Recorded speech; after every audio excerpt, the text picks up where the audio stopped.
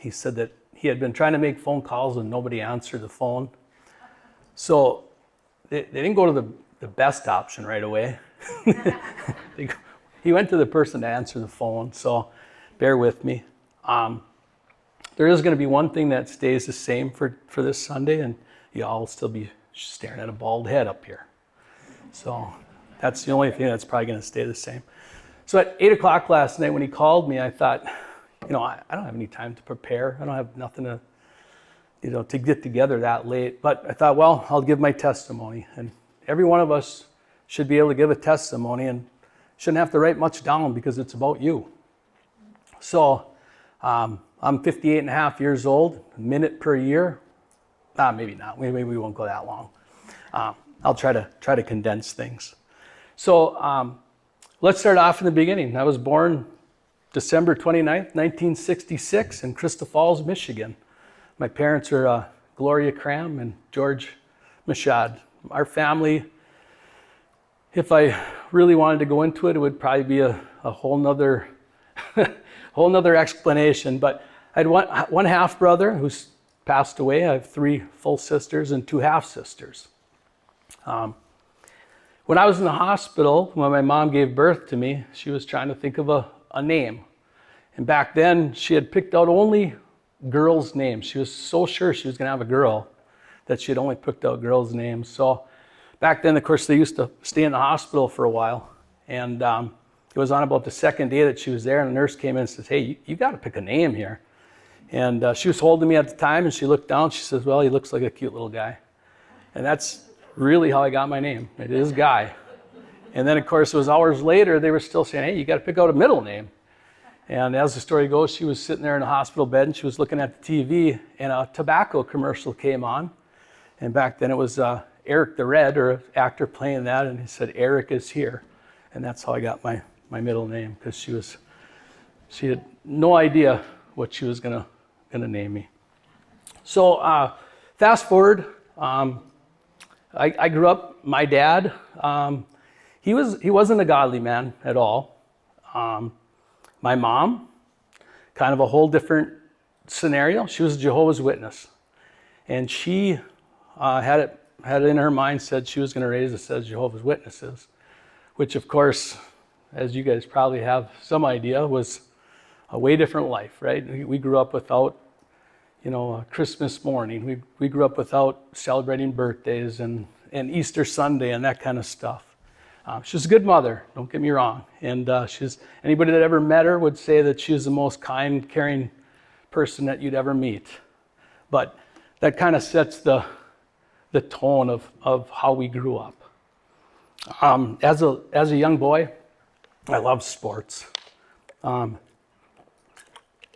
I played in the neighborhood, any football game, baseball game that they would have, because I loved it.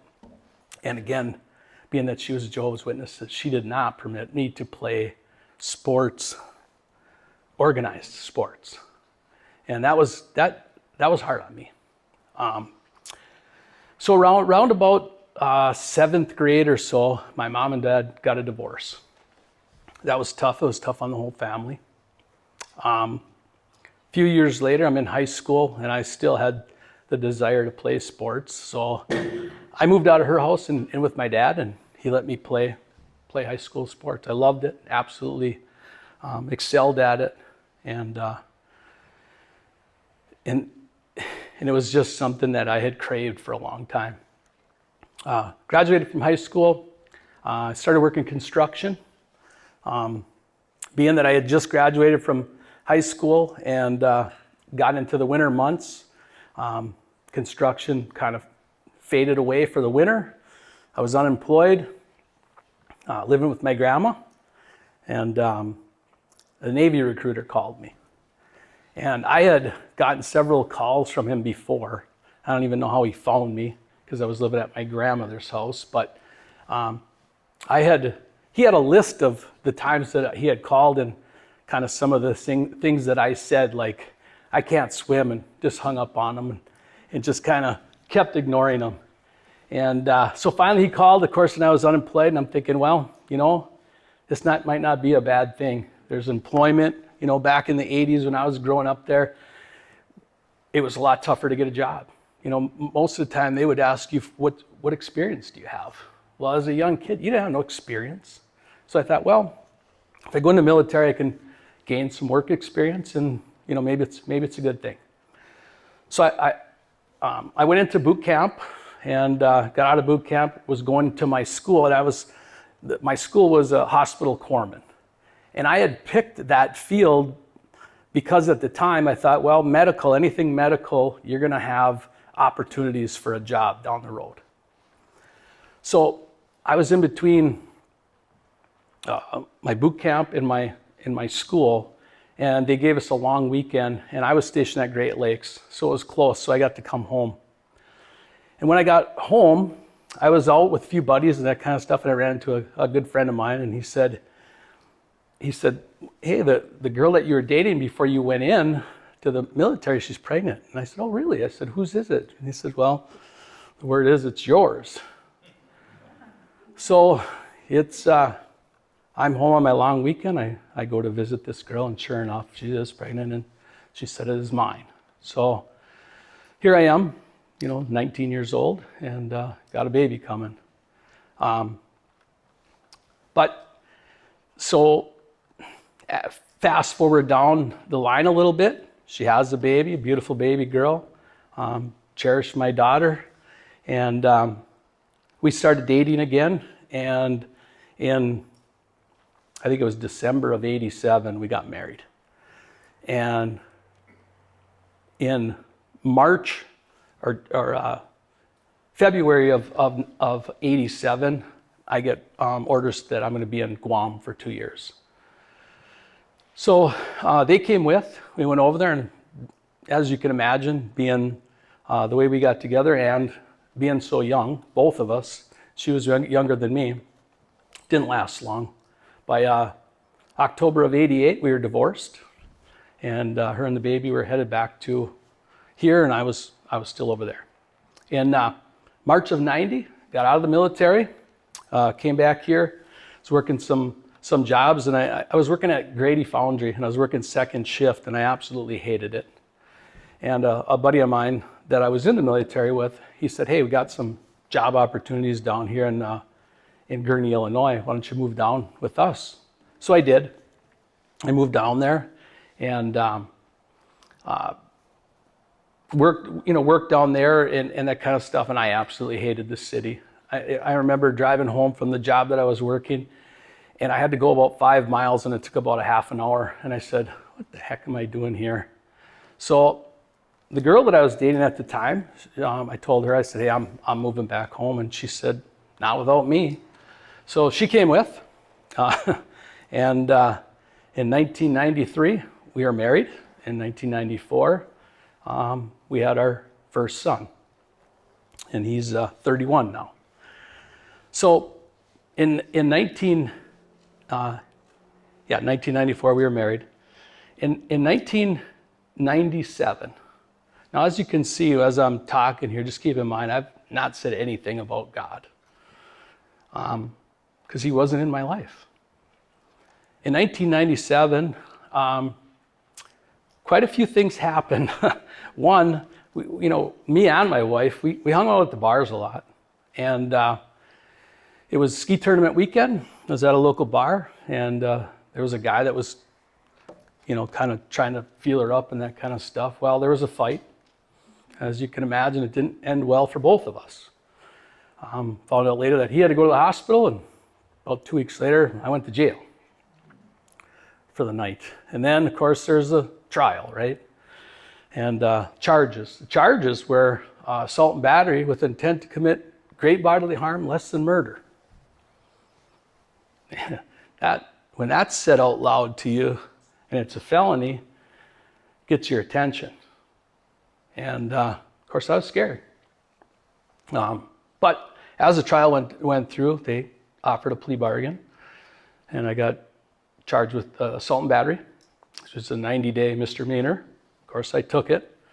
I was sentenced 75 days in jail and did 62. And then around this same time, my wife is pregnant again, their second second child is on the way. And so this is after I did jail time, that kind of stuff. She has the baby, October 26, 1997. Fast forward to January 4th, 1998. This is where it all happens. Sorry. So I had, the night before, January 4th, I was over at my sister's house. She's here right now. And we were talking and that kind of stuff, and she said, hey, why don't you leave the baby here tonight? You're going to go to a football game tomorrow. You guys look like you could need a good night's rest, and I'll keep the baby here. I said, yeah, that sounds great. We do need a good night's rest, and I was getting up early. Waiting for my friend to come in the morning we were going to leave early. He had a whole thing planned out. You guys all know him. It's Perry Jacobs. He owns Jacobs Funeral Home. He's one of my best friends. And I'm getting ready, and all of a sudden, I hear these screams and somebody pounding on my window. And it was my sister. And she said, the baby's not breathing.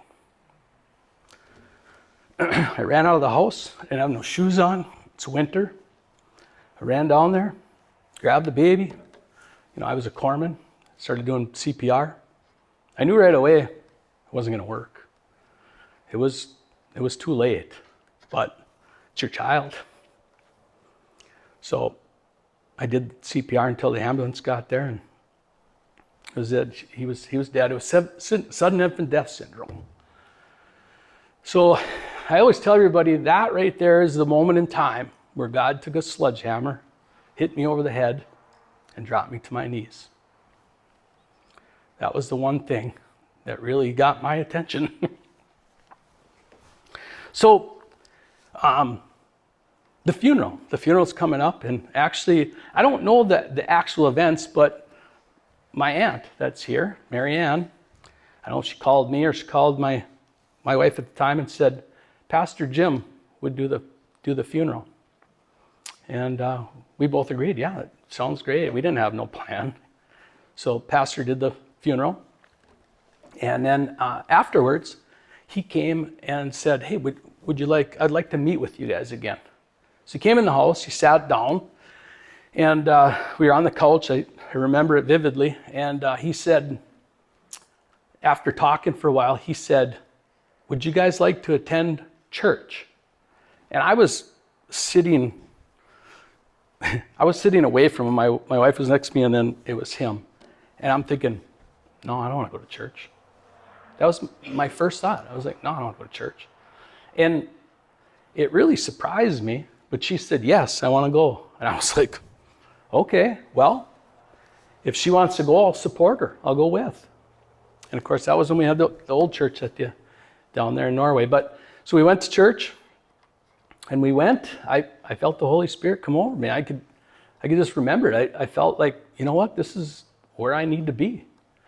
And ironically, my wife at the time, who said yes and got me going, I kept going, and she stopped.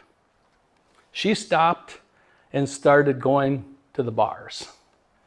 And first of all, it was one night a week, then it was 2 nights a week, and then it was every night of the week, and then not coming home. So as you can imagine, that wasn't going too far. So we were divorced. And it was, that was kind of another hit over the head. Now I'm 31 years old and divorced twice. But God was working on me. He kept me going to church. He kept me wanting more. And I remember specifically in 2004, as a church, we went through the purpose-driven life. And that was something I remember going through and thinking, wow, this is, God does have a purpose for us all. And it's got me thinking in that direction. In 2007 or 8, we did the Truth Project. And that was another one that really, really sparked my interest and my drive to learn more and to get more involved. Of course, at that same time, I was getting involved in the church more too.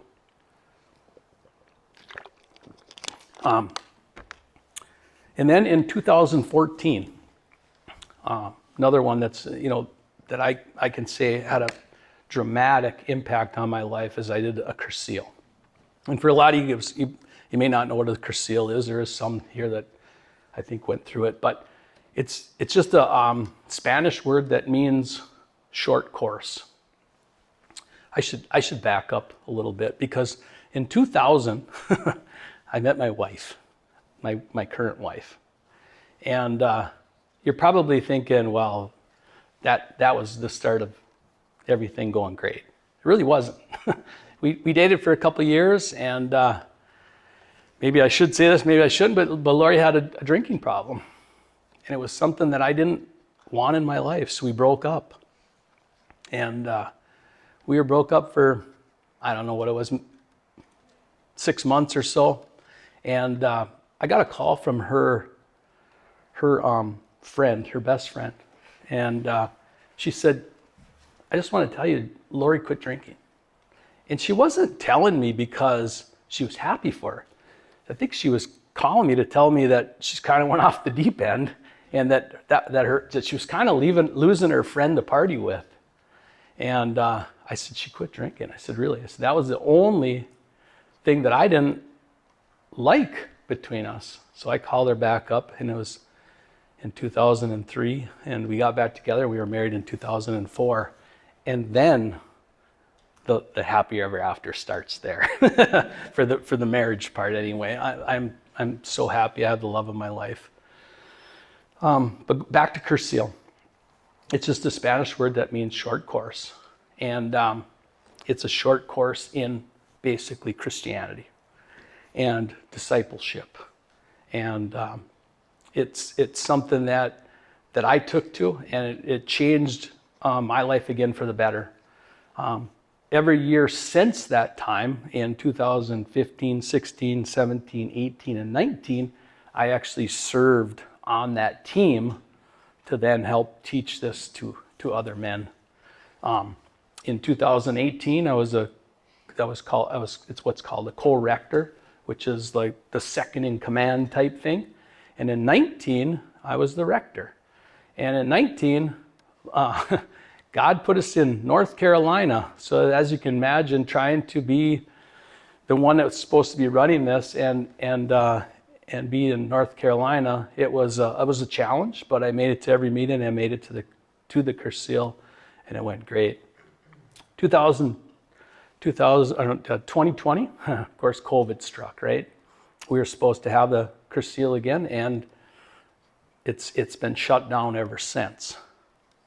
And currently, my wife and I, Pastor Ryan and his wife, we're trying to get it back up and running, and we're shooting to get it going again in 27. We're doing some minor changes to it, that kind of stuff, but it's something that we just don't want to let die. It's because it's been an influence in a lot of people's lives. Of course, here in the church, both Lori and I, we really try to take a position of being a servant. We're in the booth most Sundays. We both serve on the church council, and we just enjoy serving. One other thing that we do try to work on is trying to get our church more involved in missions, and it's been a process, but I think there's going to be more of that coming down the pike here too. So that's my testimony. That puts us here today. We're standing in front of our church family, and I'd encourage every one of you to think about giving your testimony, because it does a couple things, right?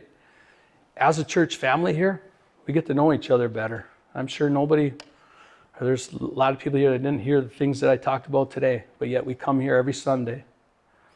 And the other thing that a testimony does is there's people out there that then go, wow, that hits home with me. I can really relate to what he's saying and what he's went through. So if you're ever given the opportunity, I know it's a little unnerving, stand up in front of everybody and tell your testimony. It's sometimes uncomfortable, but it is necessary. So thank you.